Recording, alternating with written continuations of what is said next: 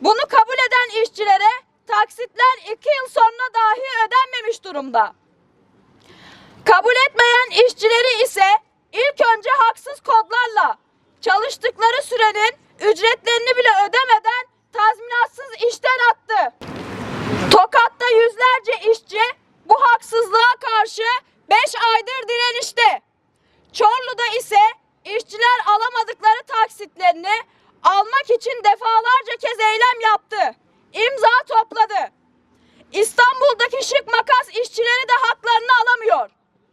Buradan Çalışma Bakanlığı'na soruyoruz. Binlerce işçi haksız kodlarla tazminatsız şekilde işten atılırken bakanlığınız neredeydi? Her ay işçilerin maaşlarından kesilerek oluşturulan işsizlik fonundan patronlara aktarılan parayla zenginleşen ve burada işçileri mağdur edip sermayesini Mısır'a kaydıranlara karşı bir yaptırımınız olacak mı?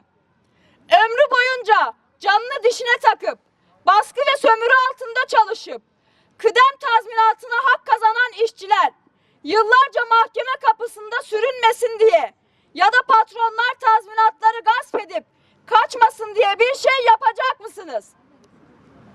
Patronların iftira atarak işçilerin haklarına çökmesine karşı işçiler senelerce haklı olduğunu ispat etmek için mücadele ediyor.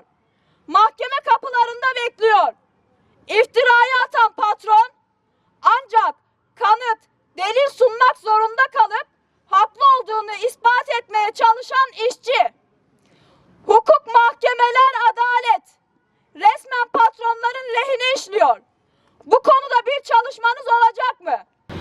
İstanbul, Çorlu ve Tokat'taki binlerce şık makas işçisinin talebi açık. Ödenmeyen alacaklarımızın tamamı ve tazminatlarımız derhal ödensin. Son 2 yıl içinde işten atılan yüz binlerce tekstil işçisi ve yıllardır çalışıp hak ettiği tazminatı almak için kılı kırk yaran milyonlarca işçi adına Çalışma Bakanlığı'na sesleniyoruz. Kıdem tazminatı hakkı güvenceye alınsın. İşçilerin kasasından patronlara teşvik aktarmaktan vazgeçin. İşçilerin emeğinden ve kasasından gasp edilen sermaye ile yurt dışına yatırım yapılmasının önüne geçilsin. İşçilerin tazminatına ve işsizlik maaşına çökmek için kullanılan kod sistemi değiştirilsin. İşçilerin beyanı esas alınsın. Patronların değil, işçileri koruyan yasal düzenlemeler yapılsın. Bu ülkede iktidar, devlet, patron işbirliği halinde.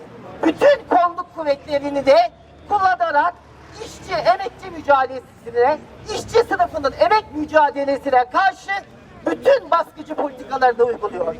Ve bu düzen, bu patron ve devlet işbirliğiyle kurulan bu düzende işçilerin kanı var.